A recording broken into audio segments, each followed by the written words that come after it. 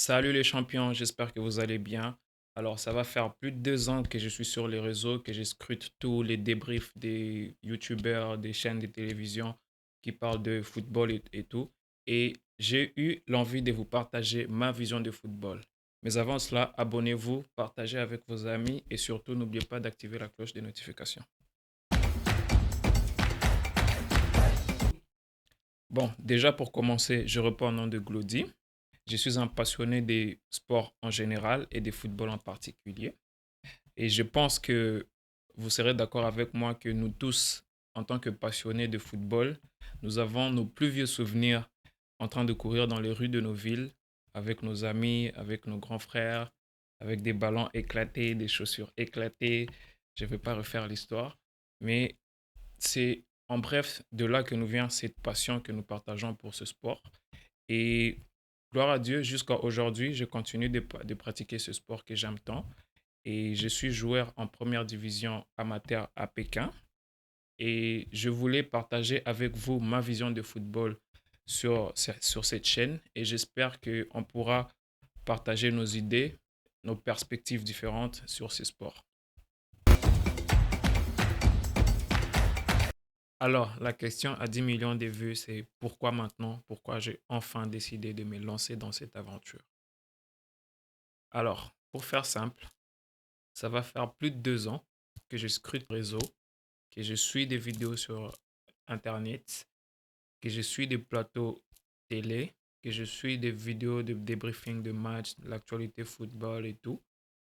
Donc ça va faire plus de 2 ans que je me nourris de toutes ces informations et à chaque fois, j'ai apprécié le travail qui a été fourni. Les contenus qui sont déjà disponibles sur les réseaux sont incroyables.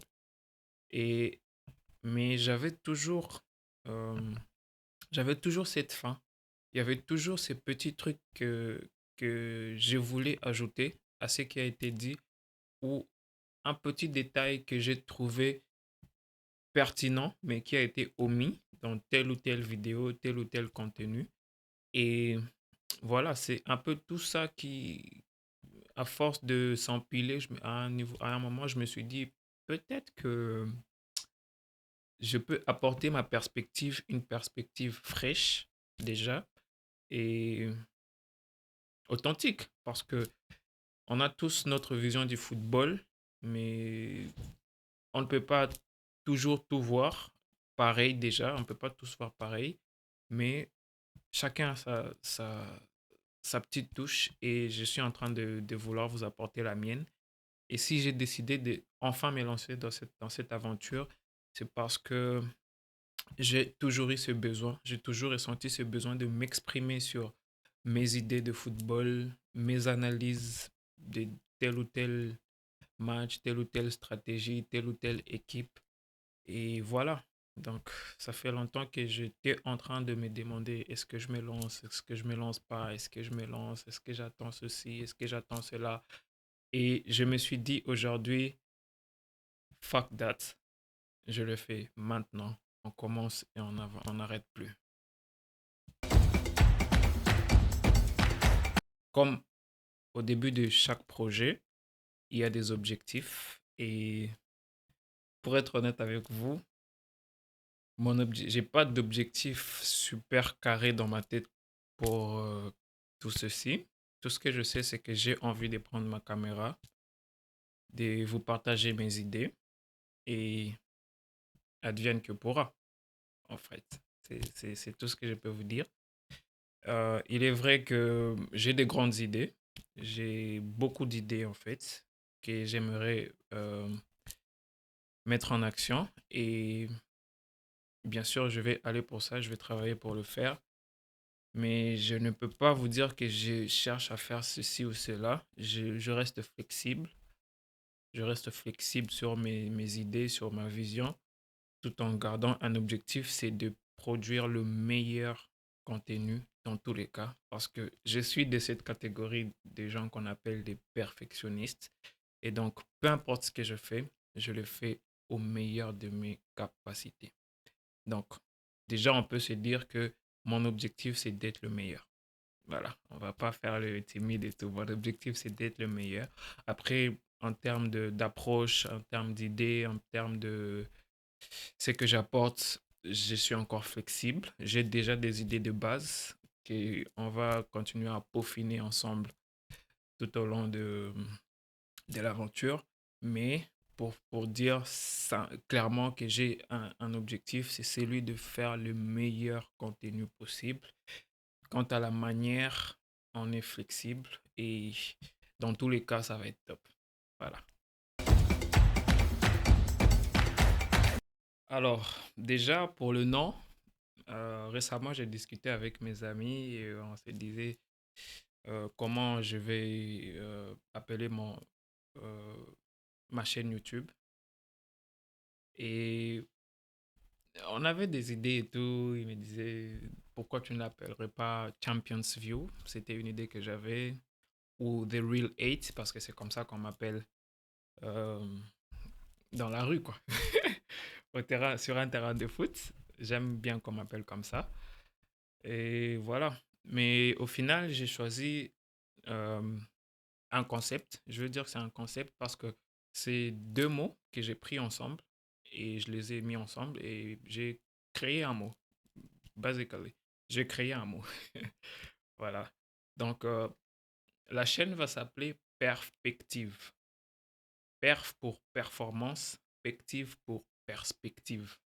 Donc, perspective, perspective, performance. Voilà, c'est un peu ça. Euh, le concept est un peu banal, mais ça résume à peu près ce que j'essaie de faire ici. Parce que performance pour la mentalité, si je peux dire. Parce que dès qu'on se pose devant nos télés, on supporte tous des équipes. Tu peux être fan de telle ou telle équipe, tel ou tel club, telle ou telle équipe nationale. Et quand tu te poses devant ta télé, tu veux voir les gars performer. Tu veux voir un match de football. Tu veux voir une performance. D'accord? Et tu veux voir des champions, quoi. Donc, c'est un peu dans ce sens-là que j'ai réfléchi. Et perspective dans le sens où j'ouvre, en fait, euh, un accès aux idées, en fait, aux perspectives. Parce que euh, je pense dans la vie, tout est question de perspective. On ne peut pas voir les mêmes choses, en fait. Parce que récemment même, je me rappelle, j'étais sur le réseau, j'ai vu un quote qui disait euh, les gens ne voient pas ce que tu vois, même s'ils le voient. Je ne sais pas si je me fais comprendre. Donc, on peut suivre le même match, mais avoir des avis différents sur la même question. Donc, c'est un peu pour ça, c'est un peu dans ce sens-là que je me suis dit, rapporter de la perspective, avoir plusieurs visions de chaque personne qui serait euh, parmi nous, dans notre petite famille des champions, parce qu'on est des champions. Et d'un autre côté, la performance, parce qu'on ne veut pas être des tocards, comme le dirait Stan. Voilà un peu, non. Donc, c'est ça. Je me dis, autant partir sur un truc qui peut être banal, mais dans le même temps, ça veut dire quelque chose. Ce n'est pas juste un truc au hasard, il y a une idée derrière. La conception peut être banale, mais il y a vraiment une idée derrière. Et voilà, c'est juste ça. Il y a pas de mystère, c'est juste ça. Performance, perspective, perspective. Voilà. Alors, pour finir, beaucoup de gens me demandent c'est quoi le 8? What is the real 8? Alors, 8, c'est un chiffre. Je vais pas, je choque personne. C'est un chiffre. Et il renferme juste beaucoup de signification en termes de vision du football, même dans ma propre vie, ces chiffres, ces numéros a du sens. Et